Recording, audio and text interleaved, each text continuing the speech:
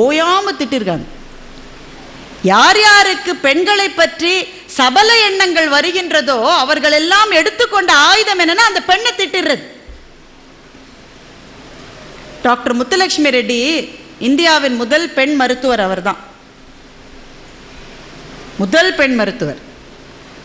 இந்தியாவில் மாத்திரம் இல்லை, இங்கிலாந்து நாட்டிலே கூட அது மட்டும் எம்பிபிஎஸ் யாரும் படிக்கலையாம். அவங்களுடைய ஆளுகைக்கு உட்பட்ட இந்திய நாட்டில் முதல் மருத்துவராக இருந்தவர், இங்கிலாந்திலும் முதல் பெண் மருத்துவராக அவர் தான். அன்றைக்கு அவர் காலேஜில் சேர்ந்தப்போ என்ன இருக்குன்னு நினைக்கிறீங்க?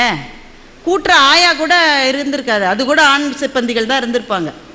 லெக்சரர்ஸ், ஸ்டூடெண்ட்ஸ் எல்லாம் ஆண்கள் தானே. இன்னைக்கு தான் 50% இருக்காங்க. அன்றைக்கி என்ன இருந்திருப்பாங்க? ஒரே ஒரு பெண்ணு. உடனே அந்த பாய்ஸ் இருக்காங்க இல்லையா, மாணவர்களினுடைய அப்பா அம்மாவுக்கு கவலை வந்துருச்சு. பையன் கெட்டு போயிட்டா என்ன செய்யுது? இந்த பையன் மகன்கள் இருக்கிற அம்மாக்களுக்கே ஒரு எண்ணம் உண்டு. இங்கே யாராவது இருந்தால் மன்னிச்சிருங்க, எனக்கு மகன்கள் கிடையாது, அதனால சொல்கிறேன்னு நினச்சிக்காதீங்க. ஒரு கருத்து தப்பாக இருந்தால் மன்னிச்சுக்குங்க.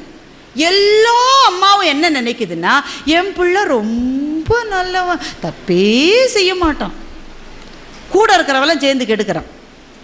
கூட இருக்கிறவனோட அம்மாவும் அதே தான் சொல்லுவான்.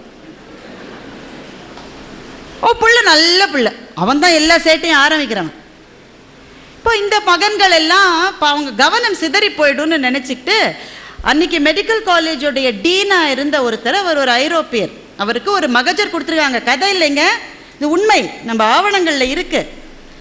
ஒரு ஃபீமேல் ஸ்டூடெண்ட்டை மட்டும் நீங்கள் எடுத்தீங்கன்னாக்கா there will be disturbance in the minds of the boys.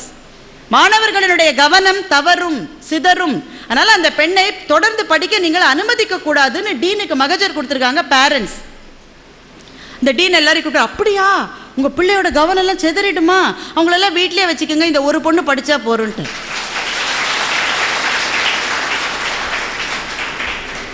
அந்த பொண்ணு தாம்பாட்டுக்கு வந்து படிச்சிருக்கு. இவங்களுடைய கவனம் சிதறதுக்கு அந்த பொண்ணு பெணைய. இப்படித்தான் பெண்ணை மாயப்பிசாசு என்று சொன்ன சித்தாந்தங்கள் இந்த மண்ணில் காலம் காலமாக உண்டு, காலம் காலமாக உண்டு. நான் பெண்ணுரிமை பேசுறேன்னு நினைக்காதீங்க, ஆனால் பெண்களை எதற்காக அப்படி தனியா வைக்கணும்னு நான் கேட்கிறேன். வள்ளுவர் என்னுடைய வணக்கத்துக்கு உரியவர். அவருடைய பாதங்களிலே விழுந்துதான் தமிழன் எவனும் உயிர் வாழ்க்கையை தொடங்க வேண்டும். அவர் வள்ளுவர் சொல்றாரு, பெண் என்னன்னாக்க தற்காத்து தற்கொண்டான் பேணி தகை சார்ந்த சொற்காத்து சோர்விலாள் பெண். வள்ளுவரே நியாயமாயான்னு நான் கேட்கணும்னு ஆசையா இருக்கு. தற்காத்து தன்னை அவளே காப்பாற்றிக்கணும், தற்கொண்டான் பேணி கணவனையும் அவள் காப்பாற்றணும், தகை சார்ந்த சொற்காத்துன்னு ஒன்று போட்டார் பாருங்க.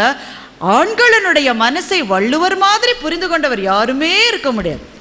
ஒரு வார்த்தை சொல்லக்கூடாது, ஒரு வார்த்தை சொல்லக்கூடாது, சொற்காத்து. கடைசியில் ரொம்ப முடியலைன்னு சொன்னால் கூட அவங்களுக்கு இரிட்டேட் ஆகிடுவாங்க. அதனால சோர்வில்லாள், சோர்வும் இருக்கக்கூடாது. அப்படி இருக்கிறவள் தான் பெண் என்று வள்ளுவர் ஒரு சிந்தனையாக்கத்தை, கருத்தாக்கத்தை வைக்கிறார். பெண்ணின் மீது அதிக சுமைகளை ஏற்றி ஏற்றி ஏற்றியே பழக்கிவிட்ட ஒரு சமூகம்.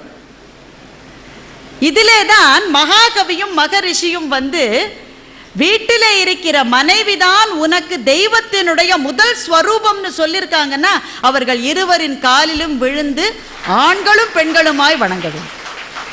ஏனென்றால் பெண்களுக்கான உரிமை என்பது ஆண்களை எதிர்த்து செய்கிற போராட்டம் அல்ல, அது ஆணும் பெண்ணும் கைகோர்த்து கொண்டு செய்ய வேண்டிய ஒரு பயணம்.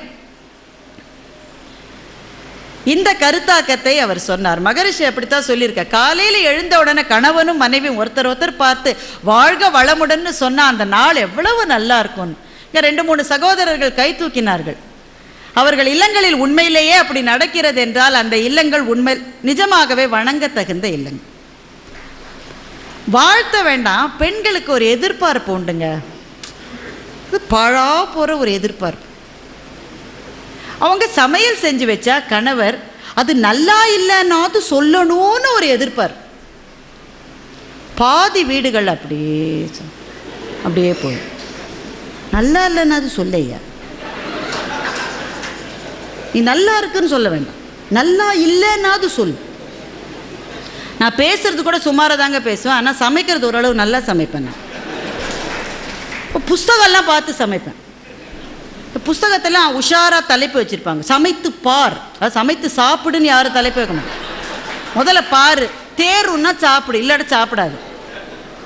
இல்லை யாருக்காவது ஒருத்தர் கொடுத்து பாரு, அவர் உயிரோட இருந்தாருன்னா நீ தொடர்ந்து சாப்பிடு. புஸ்தகம் எல்லாம் பார்த்து நல்லா போட்டு பாதாம் என்ன முந்திரி என்ன எல்லாம் போட்டு எல்லாம் செஞ்சு வச்சு இன்னைக்காவது ஏதாவது சொல்லுவார். அன்னைக்கும் அப்படியே நல்லா இருந்ததா? இருந்தது இருந்தது எங்க அம்மா செய்யற மாதிரி இல்லை. இந்த வார்த்தை வராத கணவர்களே இந்த உலகத்தில் இருக்கவே முடியாது. இல்லை, நான் யோசிச்சு பார்த்தேன், எனக்கு வருத்தமாக தான் இருந்தது. என் சமையலோட அவங்க அம்மா சமையல் நல்லா இருக்குன்னு சொல்லிட்டாரேன்னு. ஆனால் பெரிய வருத்தம் இல்லை. நாளைக்கு என் பிள்ளைகளும் என்னுடைய சமையலை தான் விரும்பும். அம்மாவினுடைய சமையல் இருக்கிறதே, அது சுவைக்காகவா அதை விரும்புகிறோம்? அதிலே பொதிந்திருக்கிற அன்புக்காக அல்லவா அதை விரும்புகிறோம்? கண்ணனுடைய அவைக்கு ஒரு முறை துர்வாசர் வரேன்னு சொல்லிட்டாராம். கிருஷ்ணருடைய அரண்மனைக்கு துர்வாசர் சொன்னாரா, நான் சாப்பிட வரேன். சமையல்காரங்க எல்லாரும் லீவ் போட்டு ஓடிட்டாங்க. அது நடக்கிறது தான் நம்ம வீட்டில். வேலைக்கு வச்சிருக்கிறவங்க எக்ஸ்ட்ரா வேலை இருக்குன்னா லீவ் போட்டுருவாங்க.